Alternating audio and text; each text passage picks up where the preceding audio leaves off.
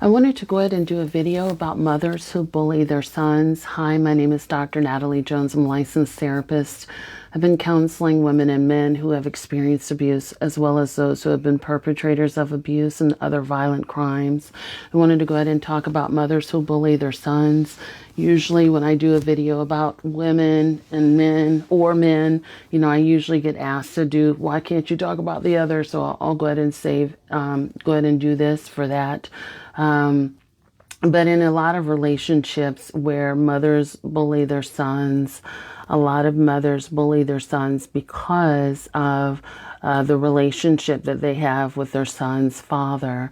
And in a lot of cases, not all, or the lack thereof, the relationship, I should say, in a lot of cases, sons usually look like their father, and if the father is has physically abandoned the mother, emotionally abandoned the mother, wronged the mother somehow, that mother will take it out on that son, or when the father has forced the mother into a position that she didn't necessarily want to be in. So, for example, I didn't want to be a mother. He wanted me to be a mother, and he pressured me, right? And so a lot of times mothers will physically lash out at their sons and physically abuse them, assault them. They'll be heavy-handed with discipline. This is especially true after divorce or separation.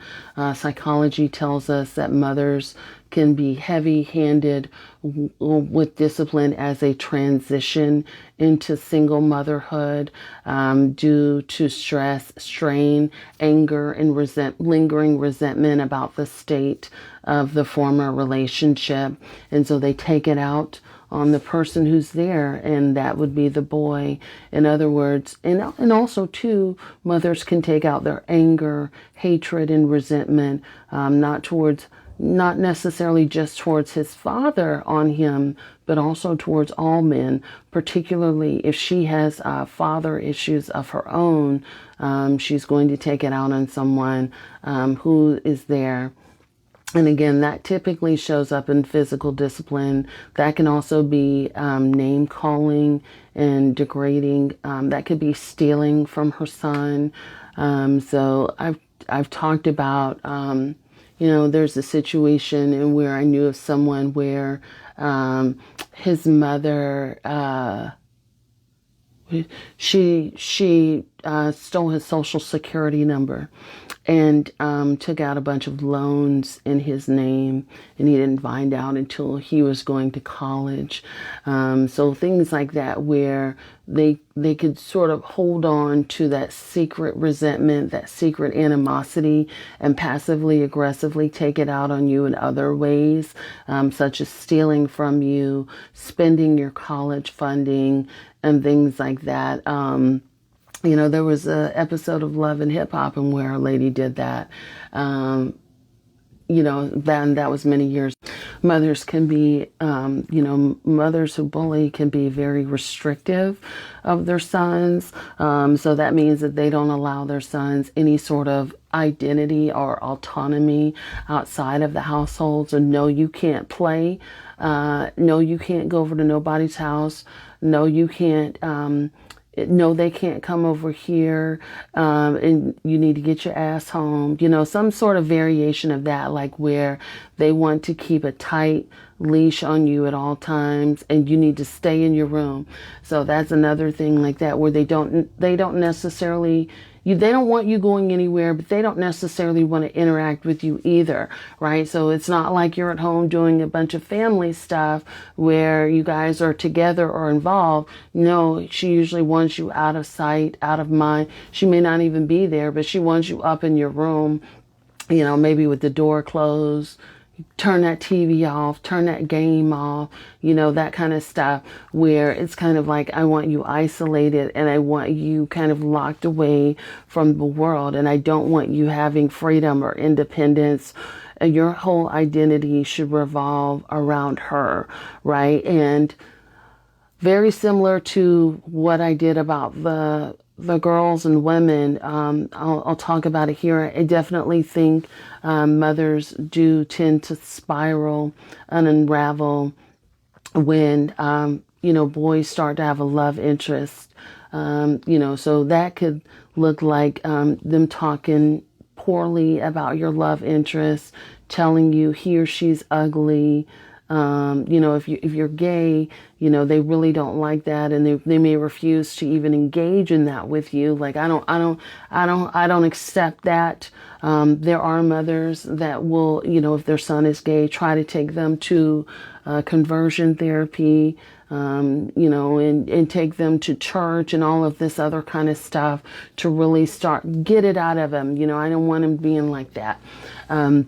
Versus if you're dating a girl or a young woman, she will lose her mind. She starts to become jealous, insecure. She will tear down the relationship.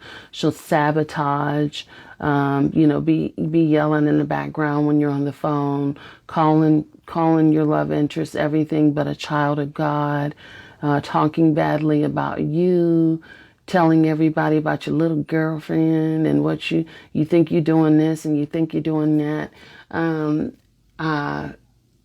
Being nasty to the girl you want to date. Or trying to humiliate you publicly in front of the girl that you want to date, calling her a slut, or whatever the case may be, or feeling like she has to insert herself, in the relationship. Well, I'm his mama, that kind of stuff. Like, I'm his mama, I'm gonna always be there, and you ain't gonna be here tomorrow. I'm his mama. He's gonna always put me first. Trying to have a say-so and overly involving herself in aspects of the relationship while being disrespectful to your girlfriend.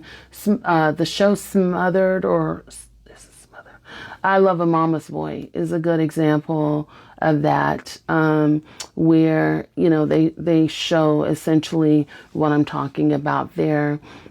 A mother that will put you in some compromising situations. If your mother suspects that you're gay, or that you're a little light-footed, what they're going to do is they're going to try to force sex on you. So they'll try to do it directly themselves, or either get your daddy to do it, where you may be introduced to sex workers, to try to make you a man or make a man out of you. This was, again, I don't watch the show anymore, but there's a recent clip of Love and Hip Hop. Or at least I think it was a show where Scrappy was talking about how his mother had done this to them. But I think, again, there's like this forcefulness, and you don't even have to be that old. You could be 7, 8, 9, 10, 11, 12, all the way up to 13, maybe even 15. I've heard of young men talking about how sex was forced on them at an early age, and it could be done through your mother's friends, right? Or people that are paid to do so, because they want you to, they want to force you to be a certain way, maybe that you're not ready. They want to force you to be their version of what they think a man is. Very similar to that, I think one of the things that may be controversial to you all, another aspect of that is you need to become the man of the house. So being the man of the house is forcing a young boy to grow up when a father figure isn't there, and have an adult mindset way before he's ready, or way before it's appropriate. So being the man of the house, you need to go out and provide. You need to protect. You need to hurry up and grow up, and you need to take care of everybody within the household. And there's a lot of men that feel obligated to take care of their mothers, well after they've left home, even if she's remarried or whatever, out of this mindset, they were forced to be the man of the house at such an early age. Hope that helps. Thanks so much.